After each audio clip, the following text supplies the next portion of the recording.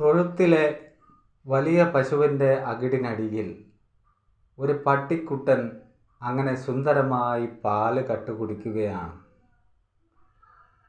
ആ വഴി വന്ന പൈക്കിടാവ് ആ കാഴ്ച കാണുന്നു.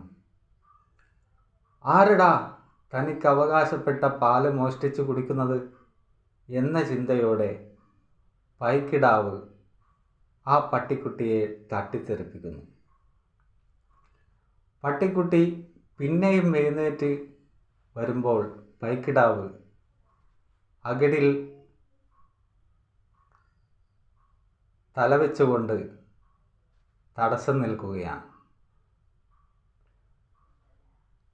തനിക്ക് അവകാശപ്പെട്ട പാല് ഒരു വരത്തനായ വേറൊരു വർഗക്കാരൻ കട്ടുകുടിക്കുമ്പോൾ പൈക്കിടാവിന് ദേഷ്യം വരില്ലേ?